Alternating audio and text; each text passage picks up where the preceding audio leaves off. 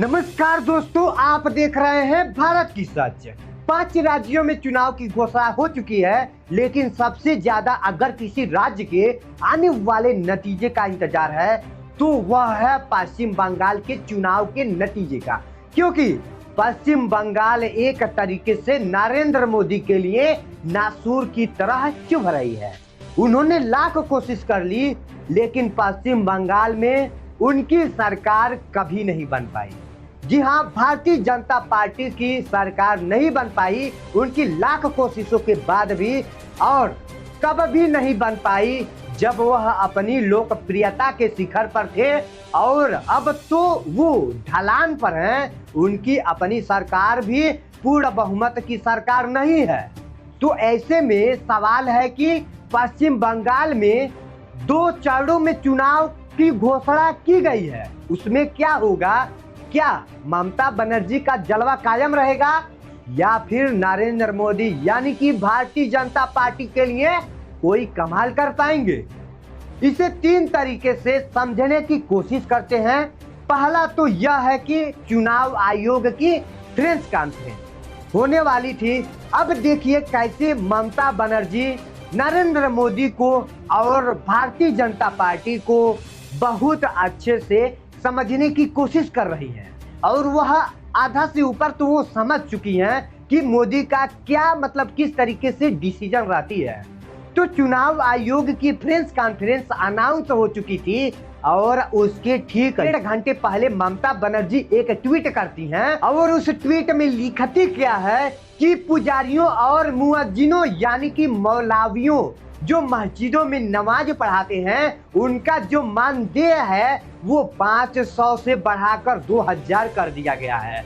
अब इससे देखिए कि चुनाव आयोग भी बौखला गया है, क्योंकि उनको लग रहा था कि ममता बनर्जी के पास अब जनता को देने का कुछ भी नहीं बचा है, लेकिन कोई नई घोषणा वो नहीं कर पाएंगी।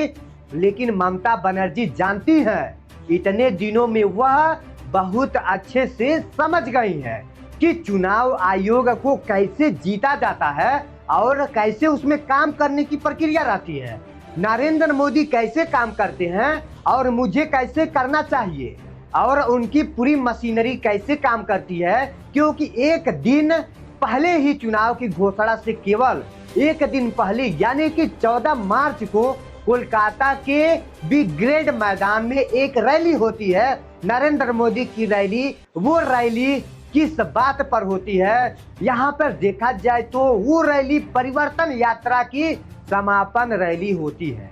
आपको बता दें कि राज्य की 237 विधानसभा सीटें से होकर भाजपा की परिवर्तन यात्रा गुजरी, और यह माना गया कि राज्य में परिवर्तन की बयार बहा देनी है।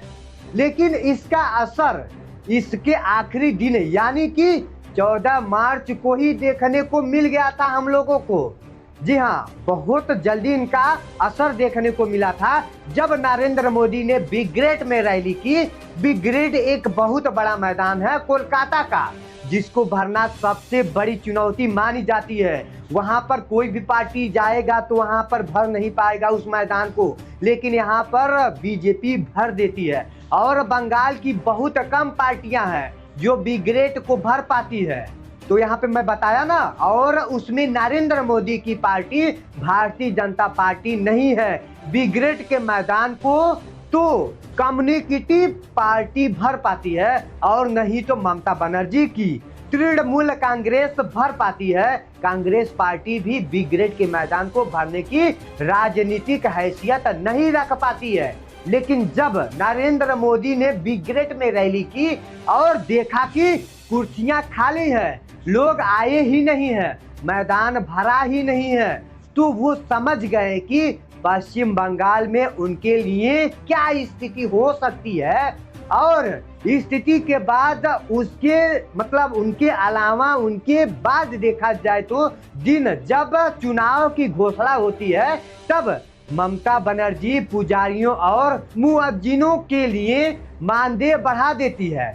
तो कहने का मतलब यह है कि पश्चिम बंगाल में अब नरेंद्र मोदी के लिए करो या मरो का मामला है। एक बात और, जितनी भी परिवर्तन रैलियां हुई है भारतीय जनता पार्टी की उसमें ज्यादातर लोग जो थे वो हिंदी भाषी थे, मतलब बांग्ला भाषी नहीं थे। और आप जानते ही हैं कि ममता बनर्जी माटी मनुष्य की राजनीति करती है, लेकिन दूसरी तरफ उन्होंने कृति आजाद को भी अपने साथ जोड़ा हुआ है ताकि उत्तर भारतीय उनके साथ कनेक्ट रहे। उन्होंने शत्रुघ्न सिन्हा को भी अपने साथ जोड़ा हुआ है।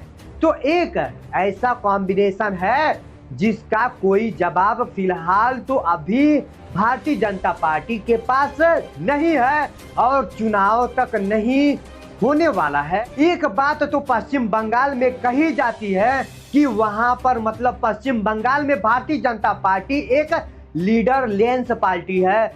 ममता बनर्जी के सामने खड़ा करने के लिए कोई एक बड़ा चेहरा नहीं है जो कि भारतीय जनता पार्टी के पास है, और उसके नेता तो बहुत सारे हैं, लेकिन जो है वो भी टीएमसी से आयातित नेता है और वो अपने को आजमा चुके हैं। भारतीय जनता पार्टी भी उनको आजमा चुकी है। तो कहने का मतलब यह है कि जो चुनाव होने जा रहा है इस बार पश्चिम बंगाल में, उसमें नरेंद्र मोदी का इम्तिहान होने जा रहा है। भाई नरेंद्र मोदी के पास कितना पावर है वो उनका इम्तिहान यहाँ पे पता चल जाएगा। अभी से मैं आपको बता दूं कि अगर इस चुनाव में बेहतर प्रदर्शन कर पाती है भारतीय जनता पार्टी, जिसकी उम्मीद फिलहाल बहुत कम नजर आ रही है, तो सारा श्रेय नरेंद्र मोदी को जाएगा। और अगर थोड़ा सा भी खराब प्रदर्शन कर पाती है या जीत की तरफ नहीं बढ़ पाते, तो इसका ठीकरा केवल नरेंद्र मोदी के माथे पर फोड़ा जाएगा। यह बात तय हो चुकी है कि ममता बनर्जी की लड़ाई भारतीय जनता पार्टी से नहीं है। ममता बनर्जी की लड़ाई नरेंद्र मोदी और अमित शाह की जोड़ी से है। वह हमेशा से कहती रही है कि अमित शाह और नरेंद्र मोदी कोंगा बिल्ला की जोड़ी तक भी वह कह चुकी हैं और बहुत सारे महाभारत के चरित्रों से उनकी तुलना कर चुकी हैं। मैं वह बात नहीं कहना चाहता हूं, लेकिन ये बात बिल्कुल साफ है कि ममता बनर्जी जिस तरीके से अपना काम कर रही है राजनीति का, चले जा रही हैं करती हुई, बहुत सारे इशारे कर रहे हैं। और जो सबसे बड़ा इशारा है वो यह है कि नरेंद्र मोदी के पास ममता बनर्जी के मुकाबले पश्चिम बंगाल की जमीन पर खड़े होने की सलाहियत नहीं है। उनका धरातल बहुत कमजोर है, उनकी तैयारी बहुत कमजोर है और अब तो ऐसा लग रहा है कि उनकी राजनीति भी बहुत कमजोर है। तो जो नतीजे आएंगे 3 तारीख को, उस पर तो सबकी नजर रहेगी, लेकिन ये जो चुनाव का रास्ता है उस पर ज्यादा नजर रहेगी। क्योंकि एक बात जो भारतीय राजनीति में कही जाती है वो ये है कि अगर नरेंद्र मोदी का कोई मुकाबला उन्हीं के शैली में कर सकता है तो वो है ममता बनर्जी।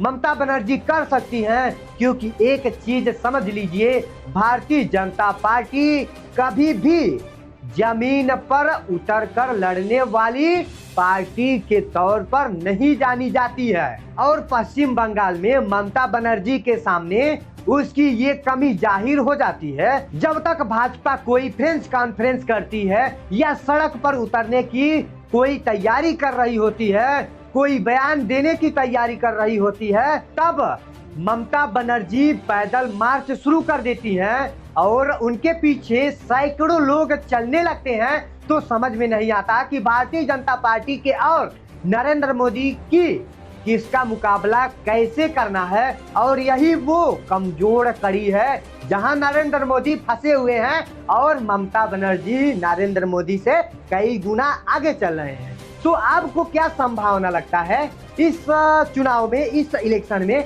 आप कमेंट करके जरूर बताइएगा। वीडियो को समाप्त करते हैं। जय हिंद।